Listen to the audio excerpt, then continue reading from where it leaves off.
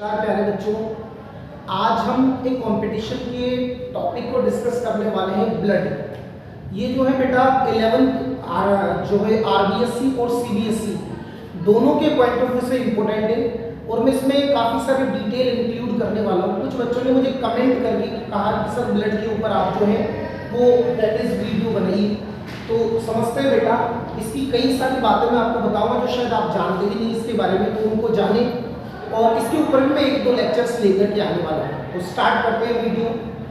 आज का जो टॉपिक है बेटा वो है हमारा ब्लड, जिसे हम आम भाषा के अंदर रक्त कहते हैं या रुधिर कह दो या खून कह दो या लहू कह दो, एक ही बात है बेटा। तो ब्लड को डिस्कस करेंगे बेटा। जैसे पौधों के अंदर जाइलम और फ्लोएम संवहन ऊतक होते हैं, इधर से उधर पहुंचाने का काम करते हैं। हमारी बॉडी के अंदर भी जो ब्लड होता है ना, वो एक प्रकार का वेस्कुलर टिश्यू होता है, दैट मींस संवहन ऊतक होता है। अब प्रश्न ये आता है कि इस ब्लड को सबसे पहले खोजा किसने होगा, किसके दिमाग में आया होगा। तो बेटा एक वैज्ञानिक थे जिनका नाम था विलियम हार्वे, शायद आपने सुना भी होगा। विलियम हार्वे ने ब्लड सर्कुलेटरी सिस्टम या रुधिर परिसंचरण तंत्र की खोज करी थी। तो ऐसा माना जाता है कि विलियम हार्वे ने ही बेटा सबसे पहले ब्लड को डिस्कवर किया था। आगे बात समझ में। तो विलियम हार्वे ने ब्लड को डिस्कवर किया था बेटा। ब्लड कह दो, रक्त, रुधिर, खून या जिसको हम वेस्कुलर टिश्यू भी कहते हैं। तो डिस्कवरी का अगर क्वेश्चन आता है तो परिसंचरण तंत्र या सर्कुलेटरी सिस्टम की जो डिस्कवरी करी थी वो भी विलियम हार्वे ने करी थी, और ब्लड की डिस्कवरी आ जाए वो भी विलियम हार्वे ने करी थी। नेक्स्ट, अब प्रश्न बनता है कि लोकेशन का मतलब ये ब्लड बनता कहाँ है। तो बेटा हमारा जो बोन मेरो होता है, अस्थि मज्जा, उस अस्थि मज्जा के अंदर ये ब्लड बनता है। लेकिन ऐसा कहते हैं बेटा कि भ्रूणीय अवस्था के अंदर जब कोई बच्चा एम्ब्रियोनिक स्टेज में होता है तो उसका लिवर भी क्या करता है, ब्लड बनाने में मदद करता है। तो ध्यान रखना ये विशेष बात है। इस ब्लड का जो लोकेशन की बात करूं तो इसका बेटा बोन मेरो यानी अस्थि मज्जा के अंदर ब्लड बनता है, एडल्ट के अंदर, वयस्कों के अंदर, जबकि बच्चों के अंदर भ्रूणीय अवस्था में जो है बेटा इसका फॉर्मेशन लिवर के अंदर होता है। उसके बाद में बात करते हैं इसकी ओरिजिन या उत्पत्ति कैसे हुई। तो प्यारे बच्चों, जैसे मनुष्य का हृदय जो हार्ट होता है वो मेसोडर्म से बनता है, और हार्ट ही तो पूरी बॉडी में ब्लड को पंप करता है। तो बेटा ध्यान रखना इस ब्लड का जो ओरिजिन होता है वो मेसोडर्मल होता है, मतलब इसकी उत्पत्ति मेसोडर्म नामक भ्रूणीय जो परत होती है, एम्ब्रियोनिक लेयर होती है, उससे होता है बेटा। नेक्स्ट, अगर इसके बारे में बोले इसकी परिभाषा तो ये फ्लूइड कनेक्टिव टिश्यू होता है, तरल संयोजी ऊतक। ब्लड लिक्विड होता है आप सब जानते हो, तो तरल संयोजी ऊतक क्यों बोला। अब कई बच्चे इसको डेफिनेशन को पढ़ तो लेते पर इसका मतलब नहीं पता। तरल मतलब लिक्विड अवस्था में, कनेक्टिव टिश्यू इस वजह से बोला बेटा बिकॉज ये हमारे शरीर के सभी ऑर्गन को कनेक्ट करके रखता है, बॉडी की सभी कोशिकाओं को कनेक्ट करके रखता है। फिर ऊतक क्यों बोला ब्लड को, तो आपकी जानकारी के लिए बता दूं, आरबीसी, डब्ल्यूबीसी, कई सारी कोशिकाएं ब्लड के अंदर होती है, कई सारी कॉर्पसल्स या कणिकाएं ब्लड में होती है, और कोशिकाएं का समूह तो ऊतक कहलाता है बेटा। चूंकि ब्लड के अंदर कई सारी कणिकाएं या सेल्स मौजूद होती है, इस वजह से ये टिश्यू शब्द काम में आता है। इस पर आप नोट करें बेटा, इसको ध्यान दें। अच्छा, अगर आपसे पूछा जाए कि मनुष्य के शरीर में सबसे कोमल ऊतक कौन सा है, तो आप बोलोगे अलग अलग ऊतकों के नाम लोगे। तो बेटा सबसे सॉफ्टेस्ट टिश्यू ह्यूमन बॉडी, मानव शरीर का सबसे जो कोमल ऊतक होता है, उस सबसे कोमल ऊतक को हम ब्लड, खून, रुधिर या लहू के नाम से जानते हैं। अब प्रश्न बनता है कि इसकी क्वांटिटी कितनी होती है। कई बार ब्लड डोनेट कर देते हो, मन में शंका रहती है कितनों ब्लड वीडियो का कितनों ब्लड ले लो आप लोग। तो बेटा ब्लड ह्यूमन बॉडी के अंदर इसका अगर मैं क्वांटिटी की बात करूं तो 5 से 5.5 लीटर ब्लड जो होता है वो ह्यूमन बॉडी के अंदर होता है, और वापस से बनता रहता है, आप सब जानते भी उस बात को। तो 5 से 5.5 लीटर ब्लड जो है ह्यूमन बॉडी के अंदर ऑन एन एवरेज पाया जाता है। सबसे मोस्ट इंपोर्टेंट बात, इस ब्लड का मेन फंक्शन क्या है। देखो ब्लड के फंक्शंस तो कई सारे होते हैं, लेकिन ब्लड का मेन फंक्शन होता है ट्रांसपोर्टेशन करना, मतलब परिवहन करना।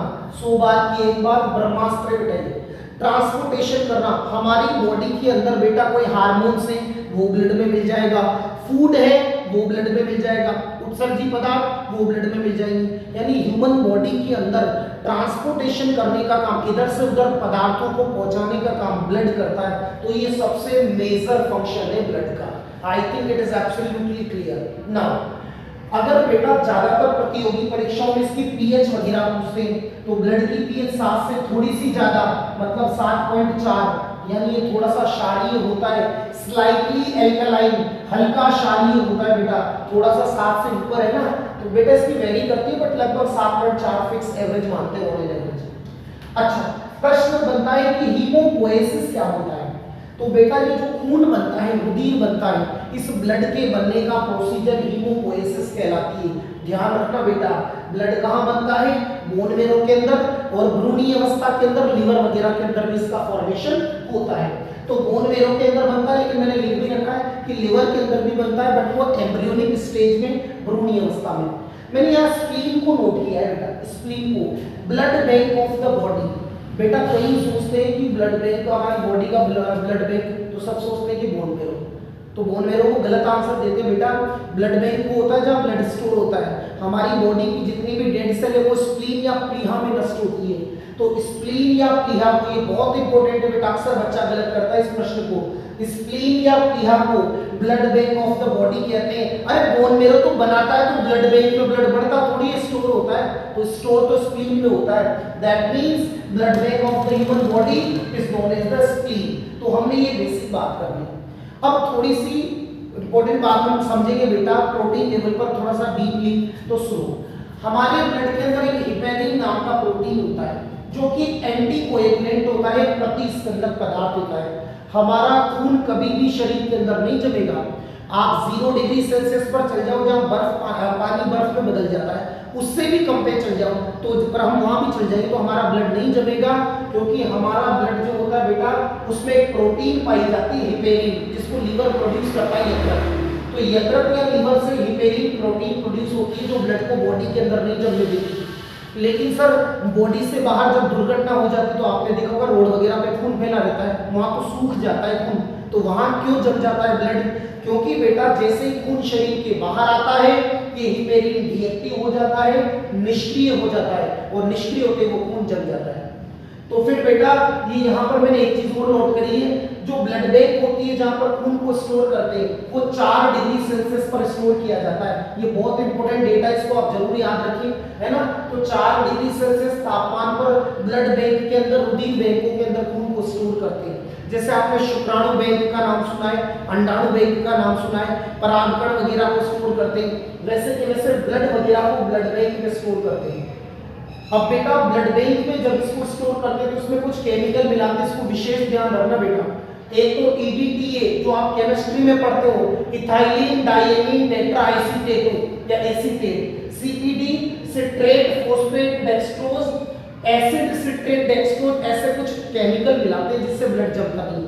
अभी रिसेंटली बेटा क्या हुआ कि मुझे ब्लड की नीड पड़ी थी, मैंने डोनेट भी किया, तो उन्होंने कहा कि हम ब्लड बनाकर देंगे 1 घंटे में। अब ब्लड बनाने का मतलब ये नहीं कि वो आत्मा ब्लड बना रहे, जो उनके पास रहता है उसको बेटा वो मैन्युफैक्चरिंग कर आकर के उसको फिर ब्लड को देते हैं, बिकॉज उनमें केमिकल मिक्स रहता है ना।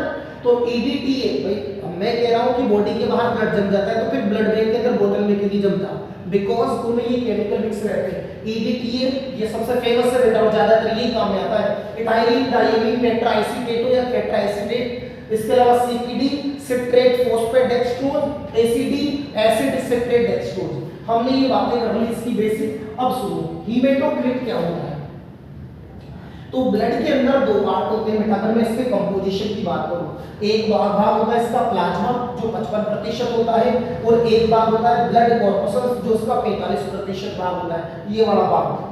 प्लाज्मा जो होता है तरल पानी जैसा भाग आप बाहर हटा दो तो पानी के बाद में जो बचा हुआ भाग है बेटा वो इसके अंदर ब्लड कॉर्पसल्स होती है। और ब्लड के अंदर बेटा इन ब्लड कॉर्पसल्स या रुधिर कणिकाओं का जो प्रतिशत होता है उसको हीमेटोक्रिट कहते हैं। गलती मत कर देना, फिर से बोल रहा हूँ, हीमोपोएसिस का मतलब तो ब्लड का बनना होता है, हीमेटोक्रिट इसका मतलब percentage of blood corpuscles in the blood, यानी ब्लड के अंदर ब्लड कॉर्पसल्स रुधिर कणिकाओं का जो प्रतिशत होता है बेटा वो किसको शो करता है? हीमेटोक्रिट को। अच्छा, ब्लड के अगर कंपोजिशन की बात करें बेटा तो उसका एक भाग प्लाज्मा होता है ना, जो 55% होता है, जिसके अंदर 3 चीजें होती है, ध्यान से देख लो आप। प्लाज्मा जो होता है एक तो इसके अंदर 90 से 92% यानी 90 से 92% तो वाटर होता है, पानी पानी होता है प्लाज्मा के अंदर।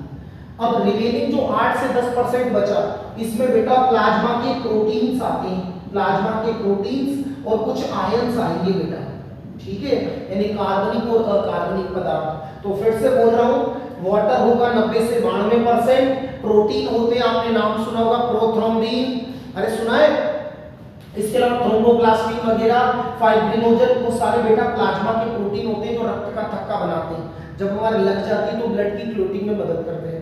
और आयंस, ध्यान रखना, एक बार किसी परीक्षा में पूछा था कि ब्लड में सबसे ज्यादा कौन सा आयन मिलता है, सोडियम, इसको आप नोट कर लो, ये बहुत इंपॉर्टेंट है। आरबीएससी की जो बुक्स है बेटा राजस्थान बोर्ड की 12th क्लास, उसमें भी इस बात को मेंशन किया है, ब्लड में सबसे ज्यादा सोडियम होता है। और ब्लड कॉर्पोरेशंस आप सब जानते हो, आरबीसी, डब्ल्यूबीसी और प्लेटलेट्स। अगले लेक्चर में मैं इन्हीं की डिस्कस करूंगा डिटेल के साथ। ये तो बेसिक जानकारी थी, पढ़ना कुछ फैक्चुअल जानकारी थी, ठीक है बेटा। इस वीडियो को 1 या 2 बार देखना, इसका स्क्रीनशॉट ले लेना, और ताकि आप जो है इंपॉर्टेंट नोट्स मेंटेन कर पाओ, या मोबाइल में रख लेना, जब भी आपको लगे तो इनको देख लिया करो, ठीक है बेटा। Thanks a lot for watching me.